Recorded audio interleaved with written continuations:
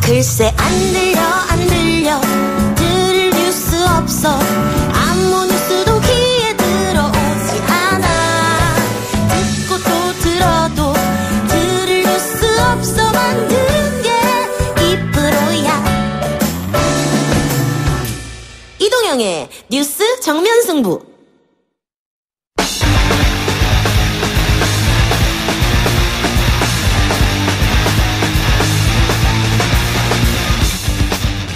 이동의 뉴스 정면 승부 3부 뉴스 플리핑 시작하겠습니다. 팟빵 앱으로 체리블루님께서 오하나님 어떤 기준으로 뉴스 브리핑 꼭지 선정하는지 궁금합니다. 담당 PD님과 상의를 통해서 그날에서 가장 빠뜨리면 안 되는 뉴스를 선정하고 있습니다. 제 주변에 제가 알고 있는 사람 중에 가장 못 믿는 사람이 담당 PD하고 오창석 씨인데 두 사람이 머리를 맞대는군요. 네, 믿음을 회복하기 위해서 열심히 알겠습니다. 하고 있습니다. 네. 그래요. 오늘은 그러면은 어떤 뉴스를 준비했습니까? 네, 오늘 사전투표가 시작됐습니다. 당연히 사전투표 얘기를 안 할 수가 없는데요. 예. 오늘 첫날 저녁 6시 이제 사전투표가 끝났습니다. 첫날 기준으로 8.8%를 기록했습니다. 이 수치는 지난 6회 지방선거 4.8%보다 약 1.8배 정도 늘어난 수치라고 합니다. 예. 오창석 씨는 했습니까? 네, 저는 오늘 동네 성산동 주민센터에서 투표하고 왔습니다. 예. 사람 좀 많던가요? 네, 저희가 한 오후 3시쯤 방문했었는데요. 예. 줄 서서 할 정도로 오늘 좀 높은 수치를 보였던 것 같고요. 수치가 근데 지난 대선은 11.7%라고 하더라고요. 대선에는 예. 아직 못 미치는 멈췄다. 것 같습니다. 예. 문재인 대통령과 청와대 사람들도 삼청동 주민센터에서 투표했다고요? 네, 인근에서 삼청동 주민센터에서 투표를 했고요. 투표를 하고 나오는데 장애인 단체에서 항의나 시위를 했다고 했는데 그 자리에서 즉석 간담회를 열었다고 해요. 장애인들이 이용할 수 있는 엘리베이터 설치를 해달라. 전국에서 600곳 정도 설치가 안 돼 있다고 합니다. 그리고 수어를 쓰는 사람들을 위한 것이 없다. 그리고 발달 장애인을 위한 것이 없다라고 얘기를 했고요. 대통령은 즉각 잘 듣고 함께 사진도 찍고 훈훈한 분위기로 마무리됐다고 합니다. 중요한 거거든요. 당연히 장애인분들도 참정권이 보장돼야 하는 거니까요. 네. 그리고 하나 더 말씀드리고 싶은 게 투표할 때 사진 인증 사진 같은 거 찍지 않습니까? 예. 엄지를 올리는 행위나 V자 그리는 행위, 약간 기호를 상징하는 듯한 손가락 제스처 사진 찍어도 된다고 합니다. 찍어도 된다고요? 예, 선관위 발표를 했는데요. 지난번에 안 됐었는데 예. 지금부터는 아주 자유롭게 찍어서 올리셔도 되고요. 누군가를 반대하는 제스처 있지 않습니까? 예. 그것도 해도 된다고 합니다. 예전에는 엄지를 올리면 1번을 연상시킨다, V자를 하면 2번을 연상시킨다, 이래서 못하게 한 거죠? 네, 그래서 후보자 벽보 앞에서 엄지 찍고 V자 다 해도 상관이 없다고 합니다. 안 되는 건 뭐예요, 그러면? 안 되는 거는 기표소 내에서 투표용지를 촬영하면은 예. 불법입니다. 예. 네, 400만 원 정도고요. 그리고 국민들이 투표 동료를 위해서 국민 투표 로또라는 사이트를 만들어 가지고요. 예. 인증샷 올려서 후원금에 따라서 상금을 주는 제도도 사설적으로 이용되고 있다고 합니다. 알겠습니다. 두 번째 뉴스 가봅시다. 네, 이제 북미 정상회담이 나흘 이제 앞으로 다가왔습니다. 여기에 대해서 트럼프 대통령이 어느 정도 시그널을 보내고 있는데요. 지금 아베 신조 총리와 미일 정상회담 직후에서 백악관 기자회견에서 한국 전쟁 종전에 대한 합의를 할 수 있다라고 밝혔습니다. 이에 대해서는 역시 북미 정상회담 이후에 종전 선언을 양국 정상이 할 수도 있다라는 표현을 한 것 같습니다. 예. 문자 4944님, 내일 대구 여행 가는데 대구에서 사전 투표하려고요. 어디서나 할 수 있어서 좋아요. 그렇죠? 네. 주민등록증 혹은 여권, 운전면허증 네. 그런 것만 있으면 전국 어디에서나 할 수 있으니까 사전 투표의 가장 편리한 점이자 장점이다. 이렇게 볼 수 있겠고요. 세 번째 뉴스 가봅시다. 네, 세 번째 뉴스로 넘어가도록 하겠습니다. 지금 선거가 계속 막바지로 치달아가고 있는데요. 안철수 후보가 유독 자기 당 색깔을 나타내는 민트색 점퍼를 예. 입고 다니지 않고 있다고 합니다. 왜 그렇죠? 아무래도 지금 현재 인물 선거론을 내세우고 있지 않습니까? 예. 당을 보고 찍지 말고 사람을 보고 찍어달라라는 의미로 이런 행동을 하는 것 같은데요. 손학규 상임 선대본부장과 함께 합동유세장에서도 모든 바른미래당 사람들이 민트색 점퍼를 입고 왔는데 또 유독 본인만 그 색깔을 입고 오지 않았다라고 합니다. 또 출정식 때 유승민 대표가 민트색 신발을 사줬거든요. 그거 안 신고 검정색 신고 다니면서 인물론을 내세우고 있다고 합니다. 같은 이유인가요? 자유한국당 후보들도 빨간색 점퍼를 입지 않는다 이런 얘기가 들리던데. 네, 김문수 후보도요. 서울역에서 첫 출정식을 할 때 흰색 옷을 입고 나왔거든요. 기호만 빨간색으로 2번이 등록돼 있었고 이름은 검정색으로 표시돼 있습니다. 제가 지난주에 그 친구 결혼식 때문에 부산을 갔었는데 예. 부산에 있는 서병수 후보도 유세를 도와주는 선거 도우미들이 흰 색깔을 입고 선거 운동을 하고 있더라고요. 역시나 인물론을 강조하기 위한 행동인 것 같습니다. 당 지지율이 아무래도 다른 당보다 좀 떨어지기 때문에 민주당보다 떨어지기 때문에 그런 게 아닌가 그런 생각이 드는데 네. 남경필 경기도지사 후보도 포스터 보니까는 파란색으로 했더라고요. 네. 선거 벽보도 지금 각 후보들이 정당 지지율이 워낙 낮다 보니까 당 색깔을 거의 표현하지 않고 선거 운동을 하고 있는 것 같습니다. 안철수 후보도 선거 벽보에 보면 약간 붉은 계통으로 바꾸자 서울이라고 표시를 해두고 이제 선거를 뽑았더라고요. 다른 뉴스 갑시다. 네, 네 번째 뉴스입니다. 지금 2년 정도 지났는데요. 2016년 5월 28일이었습니다. 구의역에서 발생했었던 스크린도어 사망 사건이 있었는데요. 여기에 대해서 소속 영역업체 대표가 집행유예를 선고받았습니다. 2년이 지나서 선고를 받았는데요. 징역 1년에 집행유예 2년, 사회봉사 200시간을 선고받았습니다. 아무래도 네티즌들은 이 처벌이 좀 약하지 않느냐 이런 생각인 것 같아요. 네, 아무래도 사람의 목숨이 희생이 됐는데 너무나도 처벌은 경미한 것이 아니냐라는 얘기를 많이 하고 있고요. 실제로 2년이 지났지만 많은 것이 바뀌지 않았다라는 얘기를 많이 하고 있습니다. 특히나 올해는 특성화고 졸업생들이 또 한 번 방문을 했는데 현장에 여전히 특성화고 졸업생들한테 강요하는 건 많고 그리고 아직도 위험한 곳 그리고 특성화고와 자신의 과와 맞지 않는 곳으로 가서 실습을 하고 오라라는 강요가 여전히 있다고 합니다. 여기에 대해서 학교 측은 학생들의 다양한 경험을 위해서 보낸다라고 하지만 학생들의 입장으로서는 전혀 관계가 없는데 실적을 위해서 학교가 보내고 있다라는 불만을 토로하기도 했습니다. 재판부가 원래 스크린도어 수리 시 2인 1조 근무가 필수적인데도 이를 그냥 방치했다. 네. 이건 묵인하고 방치한 것이다. 이렇게 지적하면서도 집행유예를 선고했다.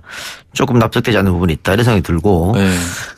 이 사망한 분이 만 19세였어요. 네. 어린 나이였기 때문에. 특성화고 졸업하자마자 갔었죠. 그래서 더더욱 충격이 있었는데 오창석 씨도 청년이잖아요. 네. 청년에 속하니까. 이런 거 보면 남일 같지 않을 것 같아요. 네, 저도 올해는 못 갔지만 작년에는 일주기 때는 구역을 직접 갔었는데요. 예. 여전히 포스트잇이 많고 컵라면을 물을 올려놓고 이제 사고를 당하지 않았습니까? 예. 여전히 구역 스크린 도어에 가보면 컵라면이 많이 올려져 있고 갈 때마다 굉장히 짠하다는 느낌이 많이 들고 있습니다. 요즘 우리 청년들이 취업도 힘든데 어렵게 취업하더라도 이런 안전사고에 항상 오픈돼 있다. 네. 이런 게 걱정인 거죠. 네, 문제가 여러 가지 복합적으로 나타나는 게 구역 사고라고 생각하는데요. 일단은 비정규직 문제가 있고요. 2인 1조로 관리 감독을 해야 되는 사람이 전혀 하지 않았다는 안전 불감증에 대한 문제도 있고요. 그리고 인성 PSD라고 하는 관리자들이 거의 다 서울 메트로에서 낙하산으로 들어가서 자신의 몫을 거의 하지 않음에도 불구하고 높은 연봉을 받았다. 이런 문제도 역시 복합적으로 있는 사고입니다. 예, 다시는 이런 안전사고 일어나지 말아야 된다. 이런 이야기를 들으면서 5번째 뉴스로 갑시다. 네, 마지막 뉴스입니다. 어제였죠. 프로야구 두산의 투수 이영하 선수가 브로커의 승부 조작 제의를 받고 거절했습니다. 그리고 이걸 구단에 자진 신고했는데요. 구단은 즉각적으로 다시 한 번 더 클린 베이스볼 시간을 가지고 이 승부 조작에 대한 관리 감독과 교육 조치를 시행했다고 합니다. 그런데 브로커가 한 번 전화하고 거절하니까는 그만둔 게 아니고 지속적으로 계속 전화를 했다면서요? 네, 제일 처음에 지난 4월 30일에 전화를 하고요. 볼넷을 해라. 승부 조작 제의를 받았지만 구체적 금액은 얘기 안 했지만 바로 끊었다고 하더라고요. 이영하 선수가. 그리고 전화번호를 끊고 번호도 차단했는데 또 한 번 5월 2일에 다른 번호로 이영하 선수에게 전화를 걸어서 승부 조작을 제의를 했다고 합니다.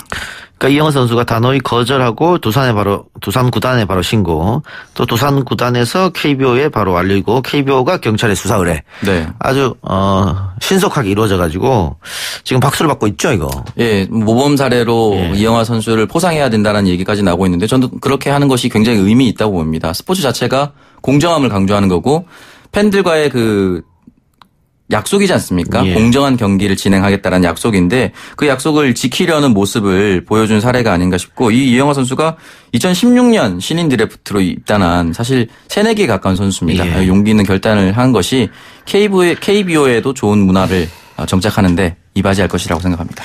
프로축구에서 승부 조작 사건이 일어나서 스스로 목숨을 끊는 선수도 발생했고요. 또 프로축구 선수들 또 팬들한테 엄청난 실망감을 안겨줬었는데 마찬가지로 프로야구에서도 승부 조작이 벌어져서 그 유망주 선수들이 또 유니폼을 벗을 수밖에 없는 그런 일이 있었잖아요. 근데 그 이후에 아마 KBO 차원에서 혹은 또 구단 차원에서 굉장히 젊은 선수한테 교육을 많이 한 것 같습니다. 네. 그런 그 교육의 여파가 지금 오고 있지 않냐. 이런 유혹이 있을 때는 바로바로 신고를 해라. 사실 어린 선수들이기 때문에 큰 금액이 갑자기 제한이 오면은 거절하는 게 쉽지는 않거든요. 네. 그럼 쉽지 않은데 특히나 그 계약금을 많이 받는 선수였던 유창식 선수도 예. 그 승부 조작에 응했던 것이 드러났으니까 계약금과 자신이 갖고 있는 돈과 무관하게 사실 흔들릴 수가 있는 부분인데 예. 구단이나 KBO 측에서 적극적인 교육을 한 것이 빛을 발하고 있다라고 생각합니다. 오창석 씨는 야구 어느 팀을 응원합니까? 저요? 네. 저는 롯데. 네, 요즘 속이 좀 안 좋겠네요. 그렇죠. 안 보는 게 건강에 더 좋지. 그런 생각을 하고 있습니다. 퀴즈 갈까요? 네, 어제 정답은 3번 마라라고였습니다. 오늘 어제 말하라고 퀴즈가 어려워가지고요. 아 그래요? 예. 4번 마라도나가 나왔다는 얘기. 네, 마라도나 나왔고요. 퀴즈가 좀 어려웠던 것 같은데 오늘 어때요? 오늘 조금 쉽게 예. 가도록 하겠습니다. 선거 당일 투표가 어려운 선거이니 별도의 부재자 신고 없이 전국 어느 사전투표소에서나 투표할 수 있는 제도는 무엇일까요? 오늘부터 시행된 겁니다. 1번 사장님 투표, 2번 사전투표, 3번 묻지마 투표입니다. 이거는 정치자들 수준을 너무 무시하는 것 같은데. 투표 동료를 위해서 예. 네, 그렇게 했습니다. 알겠습니다. 1번 사장님 투표, 2번 사전투표, 3번 묻지마 투표. 정답을 아시는 분은 샵 0945번 문자로 보내주시기 바랍니다. 문자는 50원의 유료 문자고요. 당첨되신 분은 개별 연락 드리겠습니다. 오정수 씨 고맙습니다. 네, 감사합니다. 이 작가야, 궁금하다. 이 작가야, 문자 줄게. 질문다오. 여러분은 지금 웃으며 정보를 입수하고 편안하게 참여하는 이동형의 뉴스 정면 승부와 함께하고 있습니다. 생방송에 참여하고 싶은 분들은 샵 0945, 우물정 0945번으로 단문 50원, 장문 100원의 문자 메시지를 보내주시거나 예스 앱으로는 무료로 참여할 수 있습니다. 지금 바로 보내주세요.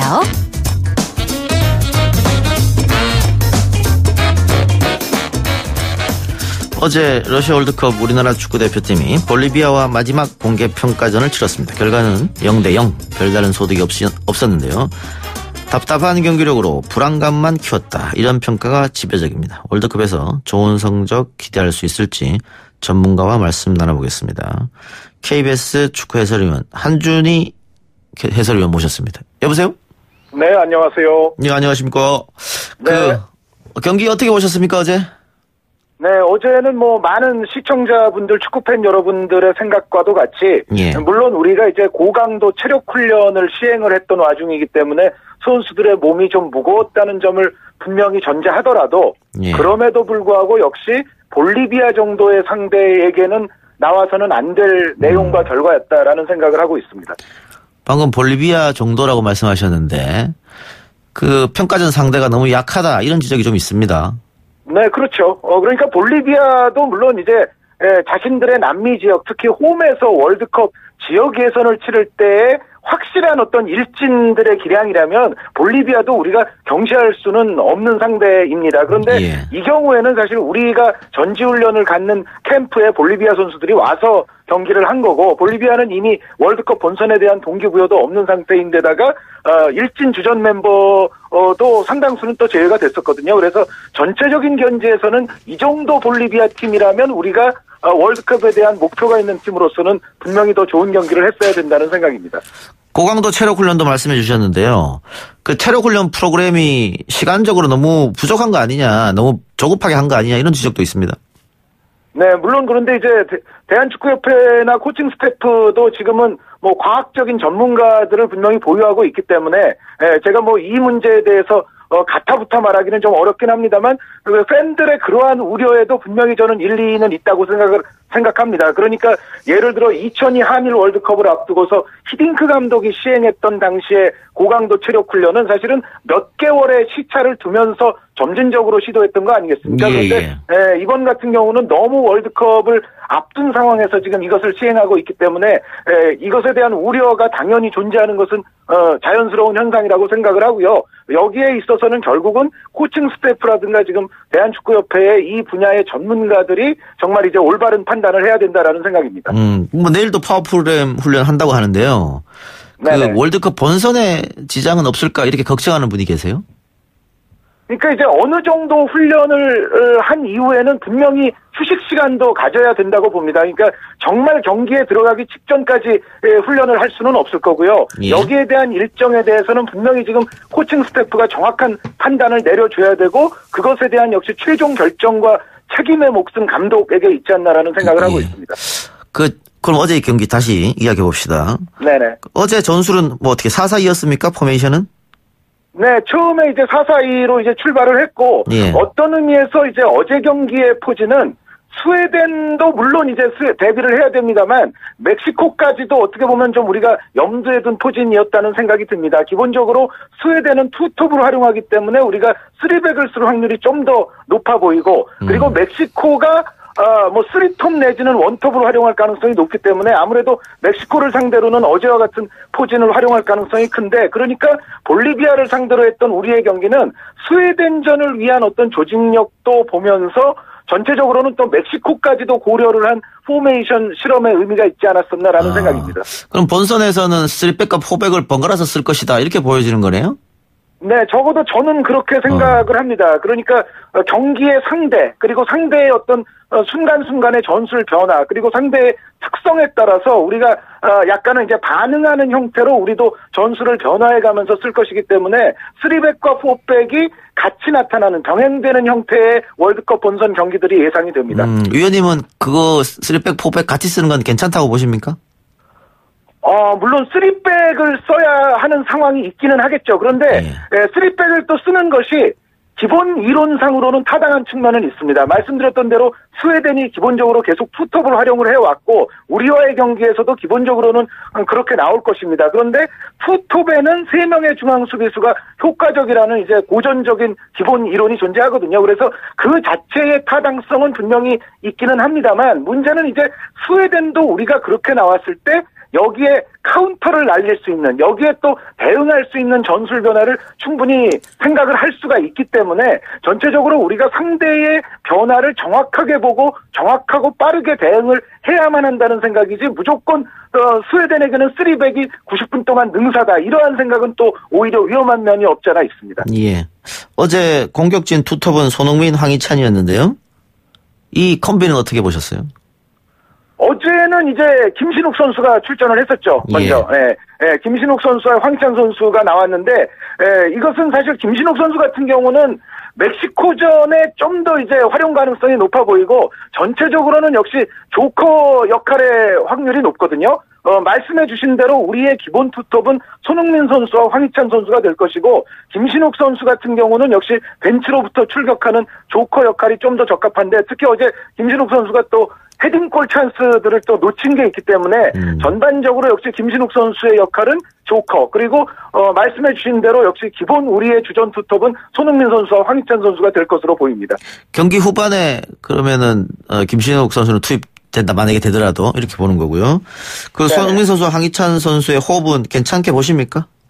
손흥민 선수와 황희찬 선수의 투톱은 뭐 여태까지 어제 경기 이전부터도 계속 실험이 되어 왔던 바입니다만 저는 냉정하게 말해서 이 두 선수 간의 호흡이 지금 완벽하다고 보이진 않습니다. 그러니까 손흥민 선수는 사실은 지금은 이제 부상 선수가 돼서 월드컵에 못 가게 됐습니다만 이근호 선수와 투톱을 이룰 때가 상당히 좀 편안해 보이는 면이 없잖아 있었거든요. 그거는 이근호 선수가 손흥민 선수를 위한 공간을 창출해 줄 뿐 아니라 또 손흥민 선수로 하여금 득점을 할 수 있는 어떤 좋은 패스들을 공급해 주는 그러한 특징이 있는데 반면에 황희찬 선수는 본인 자체의 어떤 저돌적인 플레이 자체는 인상적이지만 손흥민 선수를 향한 패스 타이밍이나 패스 정확도에 있어서는 황희찬 선수가 완벽해 보이지는 않거든요. 그러다 보니까는 오히려 손흥민 선수가 아래쪽으로 내려가서 드리블이라든가 패스로 풀어가려는 게임을 하는데 이거는 또 손흥민 선수의 특성과는 잘 부합하지 않습니다. 그래서 손흥민, 황희찬 투톱의 조화와 호흡은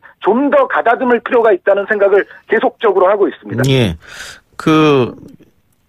어제 계속 실시간에 올랐던 게 손흥민, 정우영이었는데요. 오늘 아침에도 올랐던 것 같은데. 네. 방금 호흡 위원님 말씀해 주셨는데 경기 후반에 풀에 미리 약속된 움직임이 있었는데 그게 안 돼서 약간 이야기를 했다. 이렇게 지금 축구협회에서는 이야기한 것 같아요. 근데 어쨌든 카메라에 잡힌 모습은 두 선수가 조금 언쟁을 하는 게 아니냐. 네네. 이런 게 있었거든요. 실상은 어떻습니까?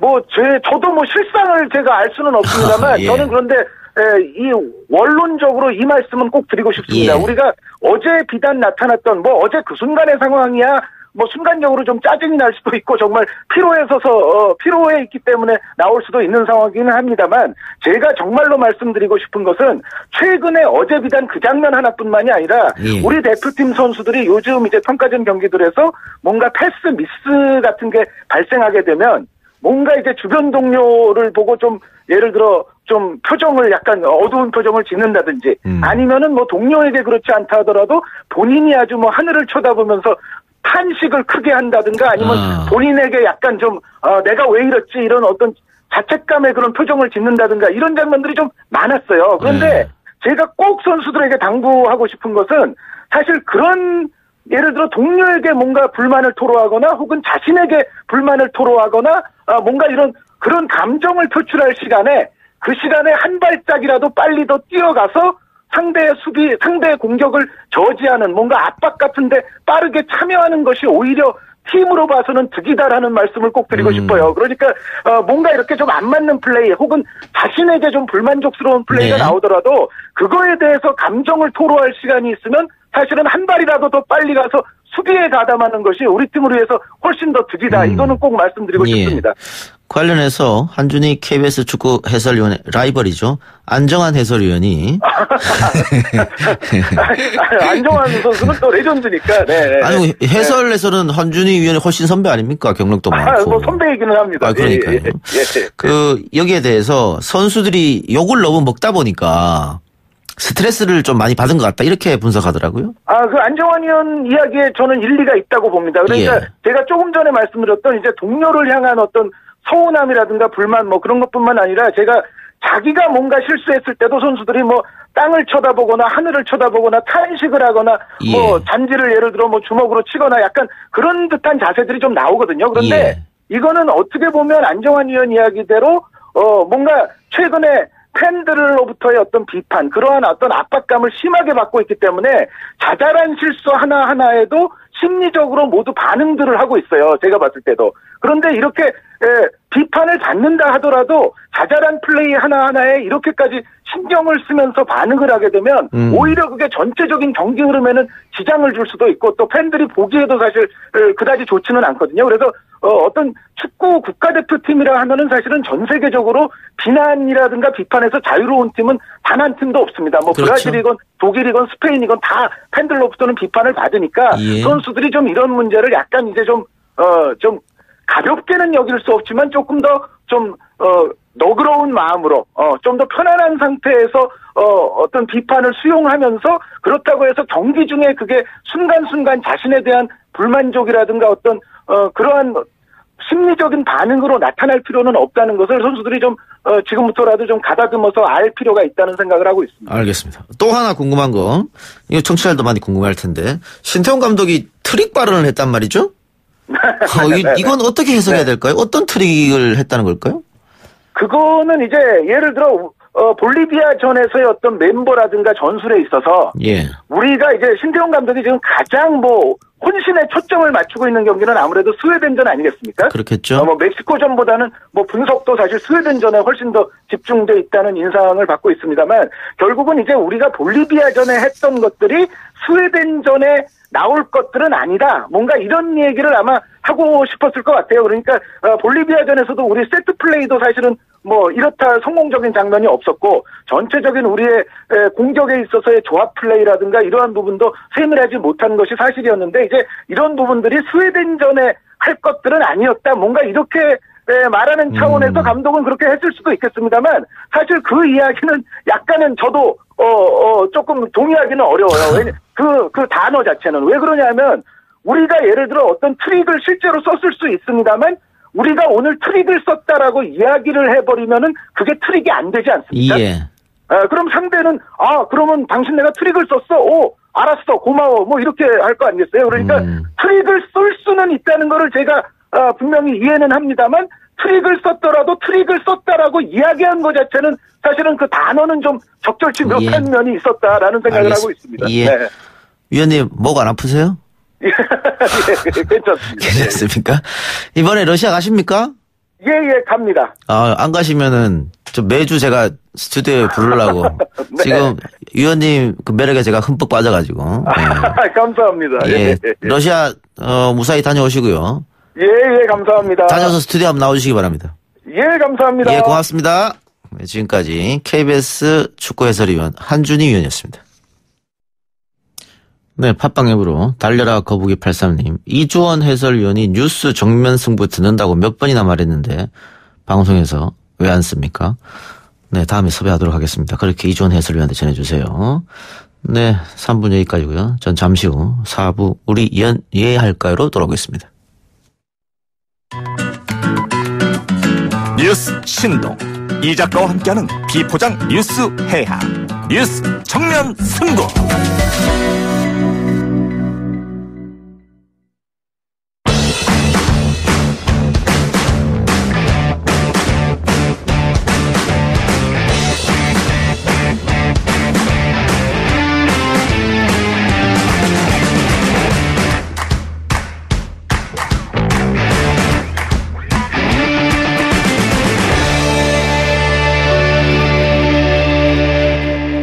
이동의 뉴스 정면 승부 4부 시작합니다.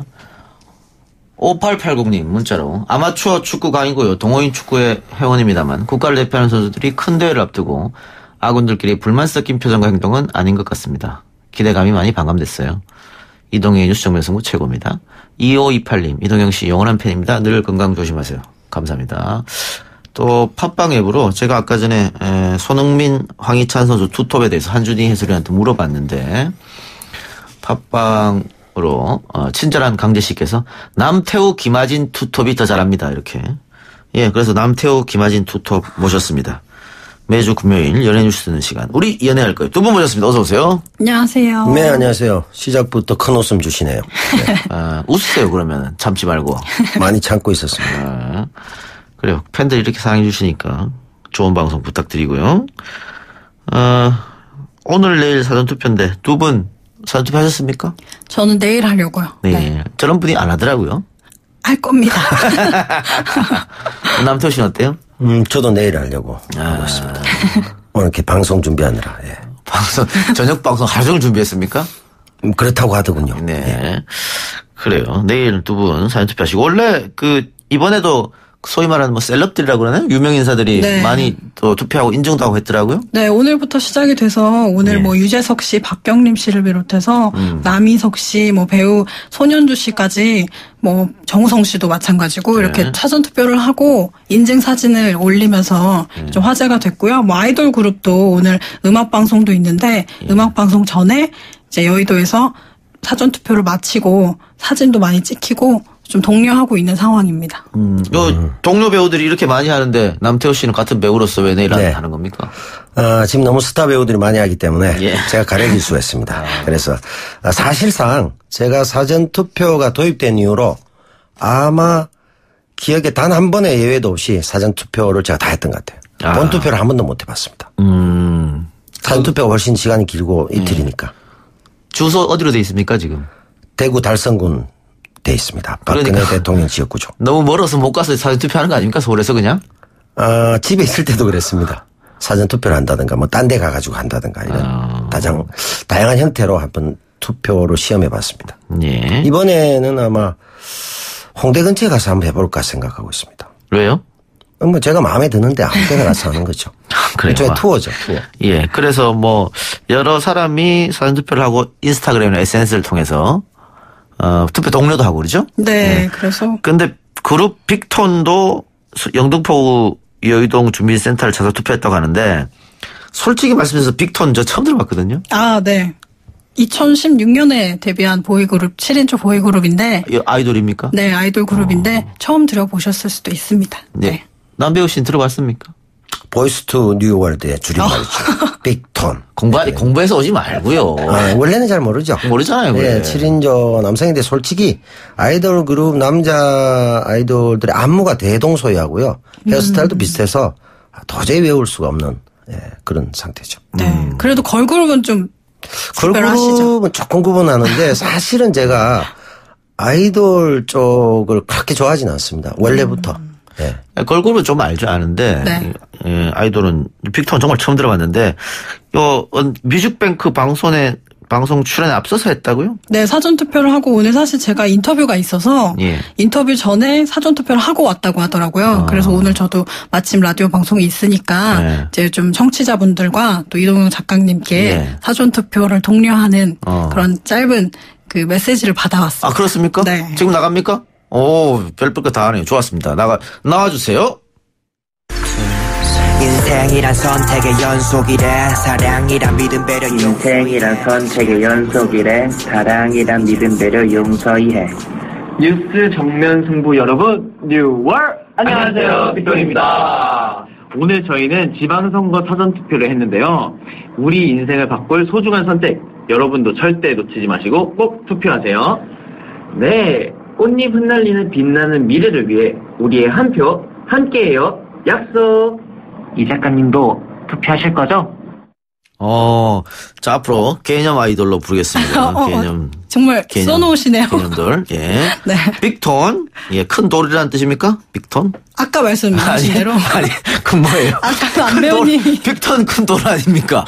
보이스 투 뉴월드에 보이스에 BIC를 쓰고요. 투에 TO를 쓰고 뉴월드에 N을 써서 빅톤인 건데 맞아요. 저번에 방탄소년단도 말이죠. 네. 그 아재들이 답하는 방시혁이 탄생시킨 정말 어이없는 좀 자질이 의심스럽습니다. 네, 그래도 안 까먹으실 것 같아요. 이제 큰 돌로. 큰 돌, 네. 빅톤. 아니 그 지금 알죠. 지금 아이돌 중에 최고 이동영 팬 아닙니까? 이제 이동영 사단으로 분류될 수 있는 분들인데. 그렇습니다. 네. 사랑해야죠, 빅톤. 예, 빅톤 사랑해드리겠습니다. 네. 그 빅톤에 대한 소개는 또 하실 거 있습니까? 네, 빅톤이 이번에는 조금 이제 좀 성장한 모습으로 돌아와서 아마 이번 곡을 들으시면서 그 전의 곡들도 보시면서 좀 비교해서 보시면 아마 좀 더 눈에 익으실 거고 또 좋아하시게 될 겁니다. 예. 근데 요즘은 데뷔를 굉장히 일찍 하던데 고등학생들도 하던데 여기는 다 성인이 됐나요? 네, 지금은 성인이 됐고요. 막내가 21살이라. 네. 그래요. 데뷔한 지 1년 됐다고 하는데 조금 더 알려져서 우리 같은 아저씨들도 알 수 있도록 승승장구했으면 하는 네, 맞아요. 그런 바람입니다. 자, 빅톤도 만나봤고 왔고 또 김한진 기자 다른 사람도 만났다고요? 네, 원더걸스로 잘 알려져 있는 요건 유빈 압니다. 씨가. 원더걸스. 원더걸스가. 압니다. 결코 모를 수 없죠. 네. 원더걸스 유빈 씨가 사실 원더걸스의 다른 멤버들은 좀 그 솔로로 활동을 좀 활발하게 하고 있어요. 근데 유빈 씨는 11년 만에 처음으로 솔로 음반을 발표를 하고 활발하게 활동을 시작하려고 합니다. 네. 그러면은 다시 돌아온다 이 말이겠네요. 네, 그렇죠. 이제 좀 솔로가 처음이기 때문에 사실 11년 동안 그냥 그룹 활동이랑 연기만 조금 했지 혼자서 노래 부르는 모습은 사실 원더걸스에서 래퍼였고 그래서 아마 팬들도 좀 신선한 모습일 거예요.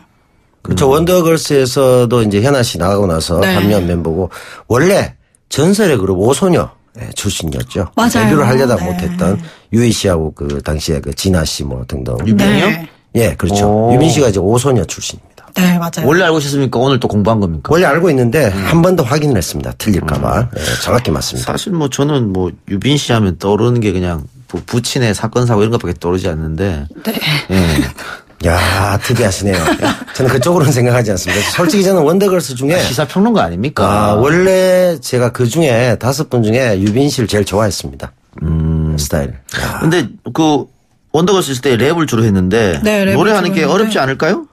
그래서 처음부터 끝까지 랩 없이 숙녀라는 곡인데요. 랩 없이 이제 노래를 연습을 해서 이제 11년 데뷔한 지 11년이 됐지만 보컬 레슨을 또 새롭게 받으면서 다시. 네, 가수 수정도 하면서 이렇게 좀 했다고 하고 사실 이번 컨셉이 80년대 복고의 컨셉이어서 아마 두 분이 잘 알고 있는 가수 뭐 김한선 씨, 민혜경 씨, 이지연 씨, 강혜리자 씨를 이렇게 좀 참고를 했다고 해요. 아, 80년대? 네, 그래서 머리 스타일부터 화장법, 의상까지 예. 뭐 뮤직비디오나 무대를 보시면은 아마 그때 그 시절이 좀 떠오르실 것 같아요. 네. 철저히 그 아재들 타겟으로 했었나 보군요. 네. 문자 메시지로 2274님. 아까 오프닝에 신문선 교수가 나오기로 했는데 왜 한준희 의원으로 바뀌었나요? 예. 신문선 교수가 타 방송과 녹화 중이었는데, 우리 방송 생방하기 전까지 안 끝나가지고 급하게 한준희 의원을 섭외했다. 이렇게 이해해 주시면 될 것 같습니다.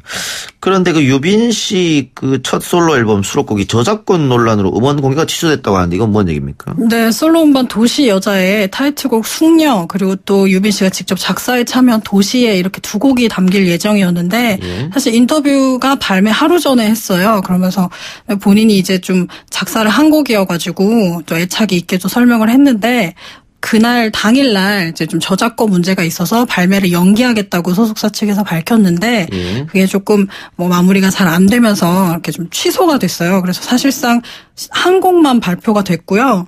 알고 보니까 이제 이 곡이 그 일본 가수의 플라스틱 러브라는 이 곡을 이제 우리나라 유명 DJ가 리믹스를 했어요. 리믹스를 한 버전이 2016년도에 리믹스라는 한 버전이 무료로 음원 배포가 됐는데 이 곡과 굉장히 흡사하다는 좀 지적이 나오면서 발매 저작권 문제 관련해서 발매가 연기되고 또 취소됐습니다.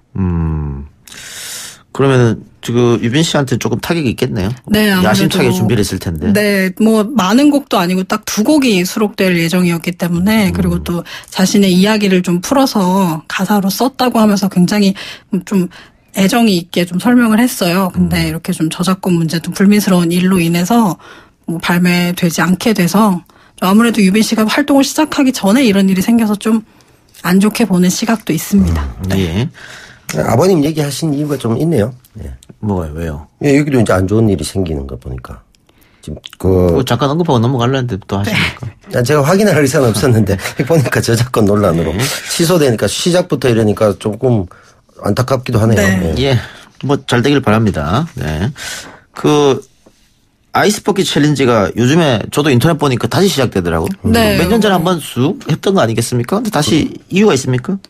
2014년도에 이제 좀 막 붐이 일어서 했는데 올해 이제 다시 조금 그 류게릭 요양병원 건립 이후에 또 많은 분들에게 또 알리자는 취지로 그때도 그랬지만 현 씨가 먼저 시작을 해서 오늘만 해도 여러 연예인들이 또 SNS 통해서 올렸고요. 계속 진행이 되고 있는 상태입니다. 아, 이게 현 씨가 또 나섰군요. 네, 올해 그래서 시작도 현 씨가 먼저. 네. 이게 릴레이로 하는 거죠? 누구 한번 앞에서 했던 사람이 누구를 지목하면 그 사람이 또 하게 되고. 네, 3명을 지목을 하게 돼 있더라고요. 3명요? 네, 그래서 그 24시간 동안 뭐 얼음물을 뒤집어 쓰거나 아니면 그 시간 동안 이제 기부를 하든가 이렇게 결정을 하는 건데 오늘도 뭐 황치열 씨, 뭐 배우 김민재 씨도 영상을 올리면서 계속 참여를 하고 있어요. 네.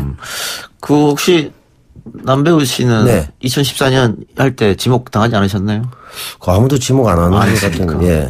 지목했으면 제가 할까봐 고민을 하고 있었는데 아무도 안 해주더라고요. 네. 저는 지목 받았어요. 네, 하셨습니까? 저기 국립암센터의 명승건 박사. 아, 명 박사. 네, 네. 명 박사가 저를 지목했는데 네. 나한테 말도 안 하고 자기 혼자 SNS 올렸더라고요. 아, 그래서 모르셨군요. 한참 지난 후에 알았어요. 날 지목했다는 걸. 예. 연예인분들 중에 꽤 있어요. 예. 네, 지나고 알아서 그래서 그냥 기부를 하는 형태로 네, 모델 장윤주 씨도 모르는 상태로 넘어갔고. 예. 네. 그러면 하기 전에 그게 알려주고 해야 될 것 같아요. 네. 일시적으로 중단이 됩니까? 그렇게 되면? 그러니까 다른 두 분이 있어서 또 있으니까 또 이어지겠죠. 네. 또 한 명이 받아서 3분을 지목하기 때문에 끊어지기는 좀 어려운 것 같아요. 네, 계속. 맞아요. 네. 근데 좋은 일을 하는 거니까. 예. 뭐 또 저는 왜 또 아이스버킷 챌린지가 한다는데 또 이런 게 있었군요. 네. 예. 자, 병역법에 걸린 아이돌이 있다고요? 네, 윤두준 씨가 이제 해외 행사 또 콘서트를 앞두고 이제 소속사 측에서 병역법이 개정이 되면서 이제 윤두준 씨가 해외를 나가지 못하게 됐다. 그러면서 좀 팬들에게 양해를 구하는 공지를 올렸어요. 근데 그렇게만 알고 있었는데 이제 그 병무청 측에서 사실 지난달 29일에 개정이 된 병역법인데요. 뭐 25세에서 27세까지만 해당이 되는 것으로 윤두준 씨는 사실상 올해 29세이기 때문에 해당이 되지 않는데 어째서 병역법 때문에 해외를 나가지 못하게 됐다고 발표를 했는지 좀 착오가 있는 것 같다고 발표를 했어요. 그러면서 이제 좀 윤두준 측에서도 입장을 내놔야 하는데 지금 전화를 받지 않고 있는 상태입니다. 아, 그러면은 고의로 거짓말을 했을 가능성도 있겠네요? 뭐 아무래도 착오가 아니었다면 뭔가 사정이 있는 상태인 것 같아요. 네. 그럼 뭐 그건 파악은 안 되고 있는 겁니까 지금? 네, 지금 소속사는 연락이 안 되고 있고 확인 중이라는 입장만 좀 계속 내보내고 있어요. 방금 전까지요. 네. 국방부가 지정한 입영 연기 최대 나이가 만 30세라고 하는데 그러면 윤두준 씨는 1년밖에 안 남았네요? 네, 그렇죠. 만으로 지금 올해 29세이기 때문에 1년밖에 안 남았고 사실 하이라이트 전체적으로 나이가 다 29세, 30세 뭐 이런 상태여서 아마 계속 올해부터 내년까지는 군대를 갈 것 같습니다. 네. 하이라이트요? 네. 윤두준 씨 비스트 아니었나요? 비스트가 이름이 바뀌었죠. 하이라이트로. 네, 회사를 바꾸면서. 네. 네. 밖에서 엄청 좋아하네. 뭘 그 좋아해요? 모르는 거를. 비스트를 알고 계신 대단하죠? 것만으로도. 네. 아, 비스트 알고 대단한 거죠. 굉장히 감동인데. 네. 비스트라는 이름을 이제 못 쓰게 되었어요. 뷰티 앤 비스트. 네. 그 비스트죠? 네, 맞아요. 팬클럽 이름이 뷰티입니다. 보통 뷰티 앤 비스트라고 하지 않습니까? 뷰티 앤 비스트. 무슨 샵이 굴립니까 또? 근데 저는 보통 안타까운 게 이 중장년층 팬도 있지 않습니까? 비스트 외우기도 힘든데 그 사이 이름을 바꿔버리면 자태 이건 너무 힘듭니다. 힘듭니다. 네. 거기까지 아는데 어떤 굉장한 노력이 필요했거든요. 그러면 비스트에서 하이라이트로 바꾼 이유가 있을 것 같은데요? 네, 그 회사에서 나오면서, 그러니까 회사가 상표권 쓰지 마라. 네, 쓰지 말라고. 그래서 신화도 굉장히 이름 어렵게 찾았잖아요. 계속 소송한 끝에 원래도 신화도 못 쓰게 돼 있었는데 소송한 끝에 신화도 이름을 찾아서 그런 것처럼 이제 비스트는 근데 그 소송을 진행을 하지 않고 그냥 그러면 우리는 하이라이트라는 이름을 쓰자 이렇게 해서 이름을 바꿨습니다. 윤두준 씨가 그 연기도 잘하고 네, 맞아요. 부산분 아닙니까? 그죠? 모르시는군요. 네. 네. 공부했군요. 공부 안 했습니다. 했습니다. 여기 틀릴 수도 있습니다. 네. 내가 아마 나름대로 확신하고 있습니다. 네, 맞아요. 배우로서도 활동을 하고 있어서 윤두준 씨는 7월 달에 또 새로 들어간 드라마도 있어요. 그래서 배우로서도 활동을 하고 있는 찰나에 또 이런 좀 안 좋은 일이 생겨가지고. 근데 그 기자님 말씀대로 그 하이라이트 멤버 용준형, 양효석, 이기강 이분들 다 8, 9년생이니까 올해 30이잖아요. 그렇죠. 29세, 30세 군대 가야 되는데 일찍 갔다 오는 게 좋지 않을까요? 지금도 뭐 일찍은 아닌데. 네, 그렇죠. 네. 지금 일찍은 아니지만은. 아무래도 좀 더 이게 좀 그 이목이 집중되기 전에 사실 좀 갔다 오는 게 저는 좀 개인적으로 좋은 것 같아요. 네. 연예인들이 또 이런 그 대학원 진학이라든가 뭐 기관 홍보대사 등등 인해서 계속 미뤄오는 게 좀 너무 관행처럼 돼 있었는데 그 부분에 좀 저희가 한번 큰 실수를 했네요. 네. 문자로 4648님 아버님은 유빈이 아니고 예은이랍니다. 아, 그렇군요. 하여튼 그건 제가 몰라 시사평론가라고 크게 자랑하시잖아요. 자랑할 일이 아니네요. 이게 큰 착각을 했네요. 죄송합니다. 정정. 뭐 이동현 작가가 1년에 한 번 정도도 하지 않는다는 실수를 했네요. 근데 머릿속에 다 들어와 있는데 깜빡했네요. 네. 제가 아는 후배 중에 해프닝이 있었습니다. 대학원 진학 등등으로 인해서 계속 미뤄온 거예요. 군 병력을 계속 미룬 거야. 그래서 결국은 이 친구는 실수로 박사까지 땄습니다. 실수로. 계속 미루다가. 계속 미루다 보니까 공부를 안 할 수는 없잖아요. 그걸 좀 대학원으로 미루고 또 미루고 계속 미루다가 실수로 박사가 됐어요. 근데 이제 박사가 돼가지고 병역을 이제는 어쩔 수 없다 갔어요. 네.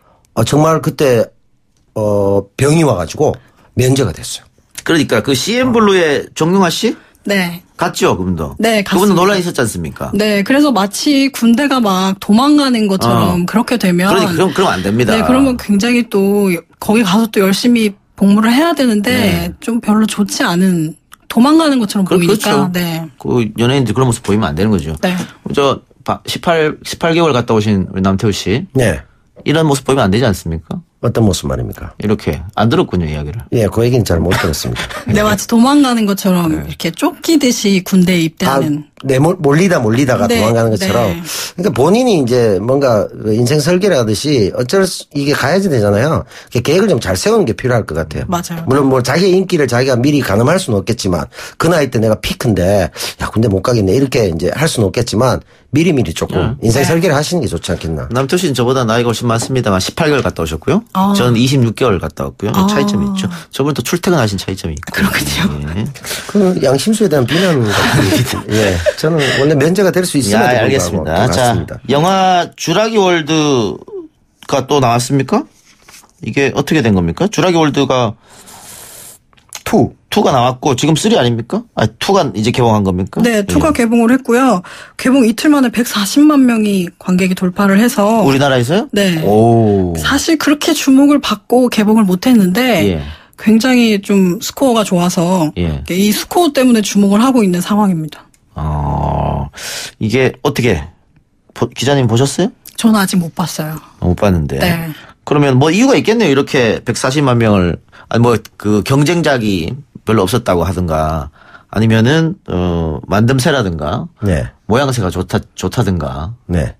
남배우 씨 어떻게 생각하십니까?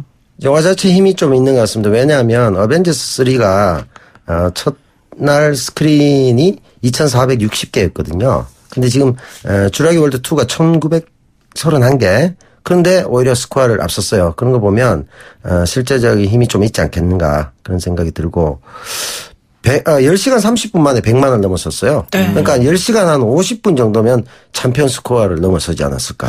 정말 대단한 스코어가 아닌가. 남태 씨 잠깐만요. 예. 아까 우리 유빈이 아니고 예은이라고 지적해 주신 4648님. 그게 틀렸습니까? 윤두준은 일산 출신이라는데요? 네, 그러니까 일산이라고요? 저도 처음 듣는 일산이나 부산이나 같은 산이니까 괜찮죠. 예, 예. 뭐. 같은 코리아 출신이죠 뭐. 그 정도 틀린 건 좀 봐주시면 뭐 굳이 또 지적을 하시면. 그리고 지금 예스 앱으로 보니까는 남태우 씨 지금 방금 예스 앱 가입하셨네요? 네, 가입했습니다.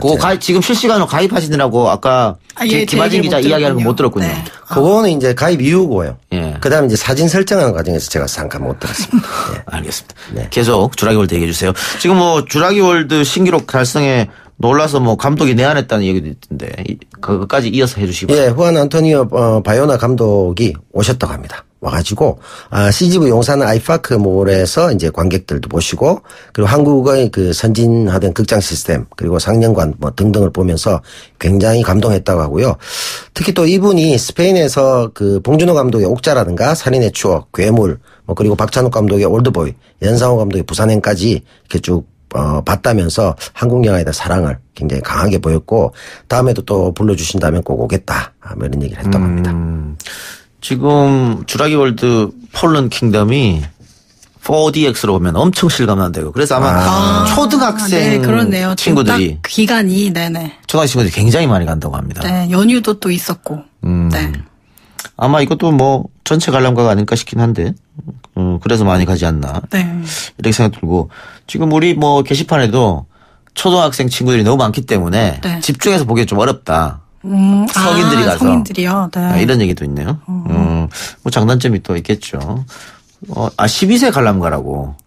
그러면 뭐 전체나 마찬가지죠. 전체나 마찬가지죠. 12세 관람 다 들어갑니다. 네. 예. 자, 그러면 우리 영화 한번 이야기해 볼까요? 우리 영화 개봉 소식이 있는데 허스토리. 네. 어떤 영화입니까?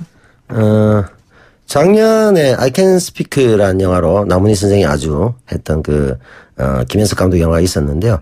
유사하게 이제 위안부 피해자를 다룬 영화입니다, 이게.